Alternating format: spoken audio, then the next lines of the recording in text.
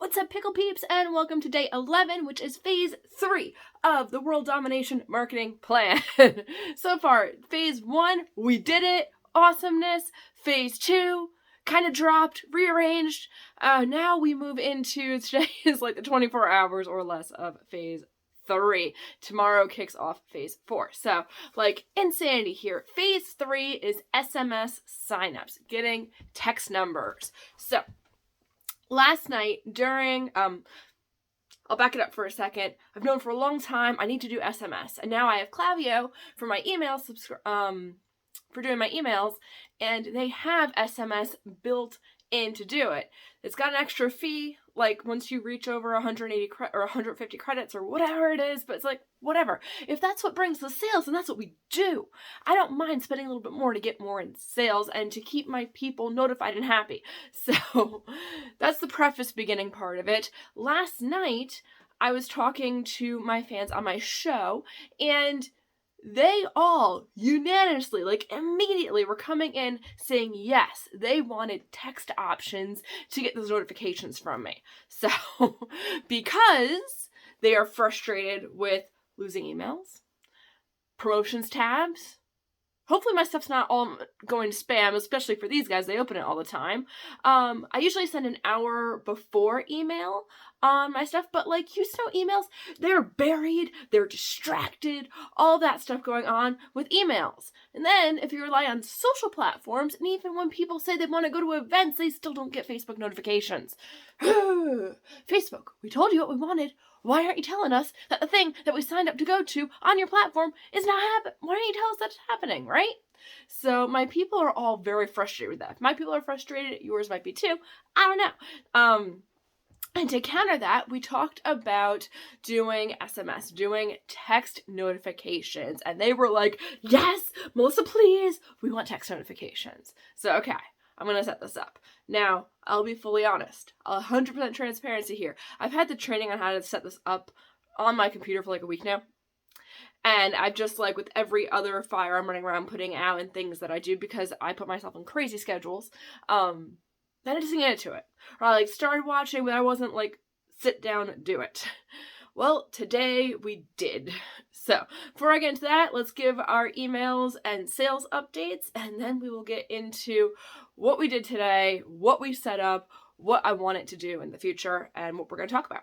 So, our daily updates here, emails, 0. Totally admit I have not focused on pushing, even though that's one of the prime things I should be doing. And with what we're setting up right now with SMS, that will be a driving force. Sales, we did $45 in sales today, which brought my show for yesterday, like, combined up to over 300, but yeah, okay. So we did 45 in sales today. Now, it's the weekend, and I try not to be mad at the fact that I'm mad at myself for taking time off. Like, this was, I don't even want to call it guilt for taking time off. Like, I recognized that I was mad at myself on Friday for taking time off to go shopping. And I was mad that I knew I was mad that I took time off. So bad. But I had said a long time ago, I tried to take full weekends off, didn't work. I tried taking Saturdays off, didn't work, even though we have my nephew on Saturday mornings. So now, like I told my family, it's like Sundays are the day that I should be taking off. And that should not stop just because we're in Q4.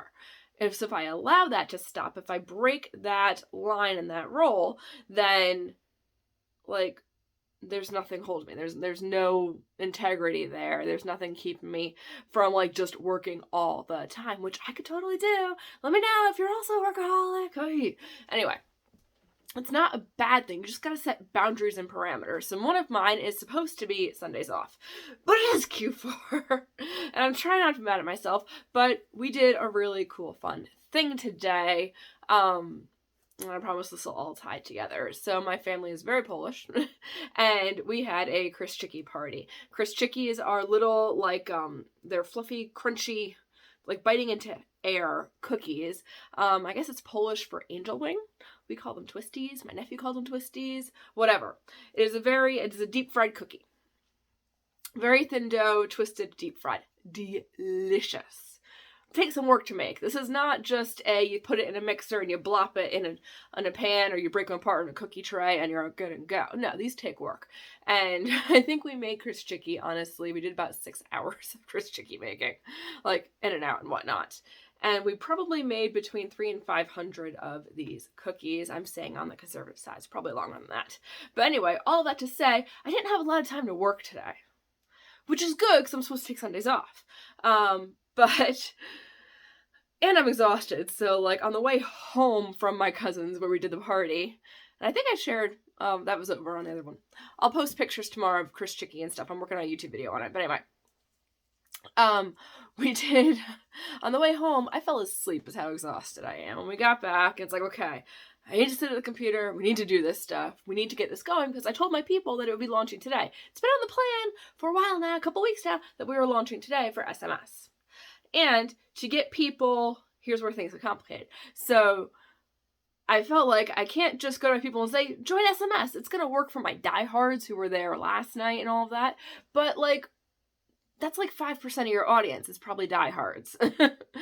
1 to 5% are like diehards. And then you have the rest of that top 20% that are your good fans, and 80% is like the rest of your list. 80-20 rule. Anyway. For the rest of that, like, not top 5%, is like, I need an ethical bribe to get them on to sign up for text messaging. And I knew ahead of time what I wanted to be. Tomorrow, phase 4 starts gifting week. So every single day I'm going to be coming in and saying, this is today's drop, a collection of stuff that is for this specific identity.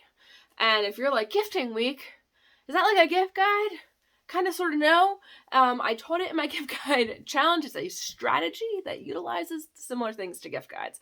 But gifting week is where you go in, and the high and short of it is every single day of the week you have a new selection and you're gearing it towards an identity. So like tomorrow it gears off with Badass Moms. It's the first of them, and this will go now until the end of Sunday, and every day will have different features. So I'm gearing off a gifting week, and I thought, what is a frustration people have about gift shopping? Well, I don't want to focus in on prices. I don't want to focus in on quantities. I don't want to focus in on like the holidays. Nope. I took the frustration to be lost presents. Not in the mail, I mean in your house. I mean when you buy stuff and you lose it. That is one of my biggest pet peeves of gift buying. So I developed a tracker, and I really went all in on this not missing out, this not forgetting where things are, right? We're doing the SMS, we're going to get you on the text list so you get the notification so you're updated, you're not forgetting that stuff's happening, right? See the correlation right here? And so I developed this really base level holiday tracker, gifting tracker. So I did this morning, I was able to get done the Google Sheet and the PDF because some people like digital, some people like printable. So I have both of them for them. And it basically is a 4-column chart where it's like name, budget, or giftee, budget, what you bought, where you hid it.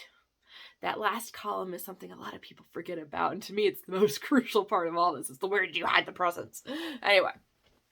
So I got those made this morning. That wasn't until we got home, and then like farted around at the house, and then had to go through the training, and then built like the one along with the training. It was good, and then tried to build it on my own. It's not as good. And then it's like, oh, okay. So I built out the system, and now I need the funnel to put it on. I got to fix the domain, and I got to get the assets in there, and then it's just like, bleh.